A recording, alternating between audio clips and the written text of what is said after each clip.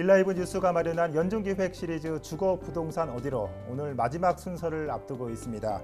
자, 오늘도 지난 시간과 마찬가지로 김인만 소장과 함께 올 한 해 부동산 시장을 전망해 보도록 하겠습니다. 소장님 안녕하십니까? 안녕하세요.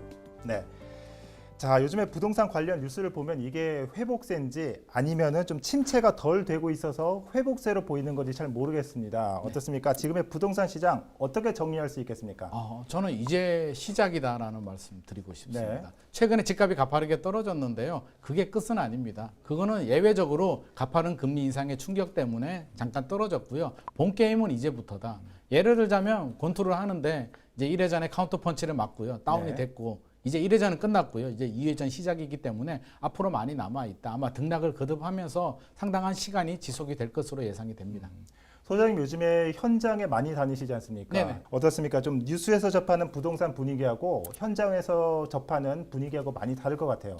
상당히 많이 다릅니다. 뉴스를 보면 굉장히 좀 자극적으로 나오고요. 예. 얼마 몇 억이 올랐다라고 하는데 현장에 가보면 그렇지 않은 경우들도 상당히 많고요. 네. 현장의 목소리를 들어보면 여전히 좀 불안함을 많이 느낄 수가 있습니다. 강남 쪽에는 뭐 토지거래허가 같은 걸 왜 안 풀어주냐 이런 이야기도 많이 하고요. 정부에서는 규제를 풀어줬다라고 이제 대책 뭐 그런 내용들이 나오는데 실제로 국회 통과가 안 되면서 풀어진 건지 안 풀어진지 뭐 그런 얘기들도 많이 나오고 또 무주택자들은 상당히 불안감을 느낍니다. 이러다가 또 집값이 다시 또 많이 오르는 거 아닌가?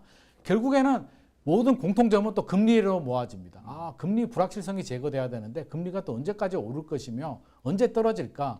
금리가 해결되지 않으면 힘들지 않을까? 이런 목소리들이 많이 들립니다. 지금도 기억이 납니다. 2년 전에 저 그 부동산 코너 진행하셨을 때 그때도 금리 얘기를 많이 해주셨거든요. 자, 그때는 왜 자꾸 금리 얘기를 하시나 생각을 했는데 결국 부동산 시장에서 중요한 열쇠 중에 하나가 금리인 건 확실한 거가 봅니다. 네네. 금리가 이제 가장 중요한 포인트인데요. 금리에 대해서 우리가 집을 살 때는 구매 욕구와 구매 능력이 있는데 구매 욕구는 내가 사고 싶어 하는 마음, 구매 능력이라고 한다면 이제 자금이라든지 자금 계획을 따져보는데 금리는 두 가지에 다 영향을 줍니다. 금리가 가파르게 올라가게 되면 이제 집값이 오른다라는 기대감이 없어지기 때문에 구매 욕구는 낮아지고요. 우리 현금이 많이 있는 사람들 없잖아요. 다 대출을 받아서 하는데 금리가 가파르게 올라가게 되면 대출이자 부담이 커지니까 구매 능력은 떨어집니다. 특히 작년에 집값이 가파르게 떨어졌는데 그 이유를 살펴보면 우리가 전세 대출을 받거든요. 2009년도 이전에는 이제 전세 대출이라는 제도가 없었는데 그 이후에 전세 대출 제도가 도입이 되고요. 저금리가 유지되다가 2022년에 가파르게 올라가다 보니까 대출이자 부담이 크니까 전세에서 월세로 전환하게 되면서 전세 가격이 빠르게 떨어지게 되고요. 그렇게 떨어진 전세 가격 때문에 매매 가격이 가파르게 떨어진 겁니다. 결국에는 이 모든 원인이 전세 금리에서 시작을 해서 금리로 끝났다라고 이해하시면 될 것 같습니다.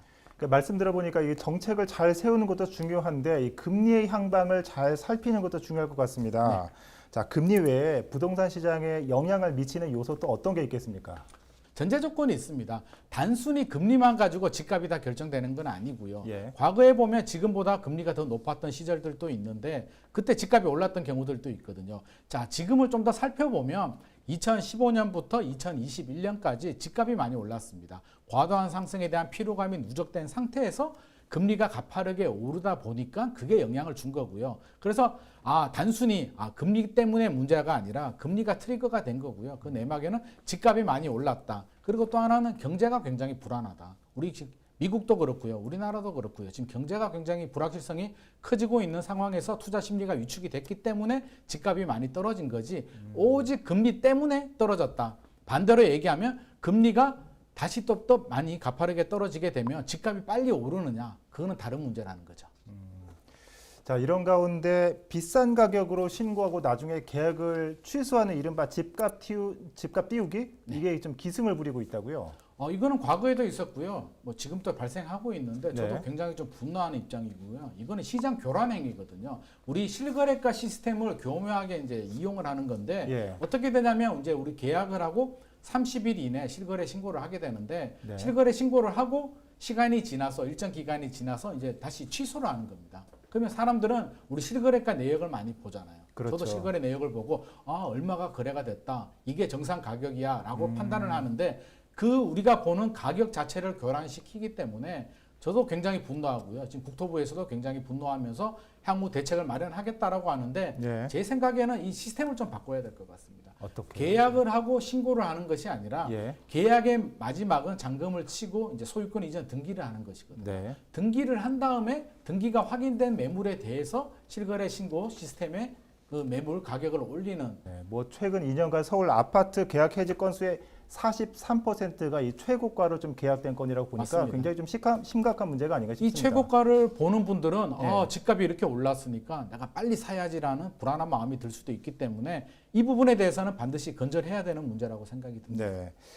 자, 그리고 항상 드리는 질문, 모두가 궁금해하는 질문입니다. 자, 그럼 지금 같은 시기에 주택 구입하려는 분들은 어떻게 해야 됩니까? 좀 소나기 올 때는 잠시 피해 있어야 됩니까? 지금은 소나기는 그쳤잖아요. 네. 급매물이 소화가 되고 호가가 오르면서 물론 먹구름은 끼어 있습니다. 여전히 금리가 높고요. 경제 불확실성이랑 집값 상승에 대한 피로감이 누적된 상태이기 때문에 좀 예의주시는 해야 되겠지만 제가 15년, 20년간 지켜보면서 답을 낸 건 필요한 실수요자들은 집을 사는 게 정상이다.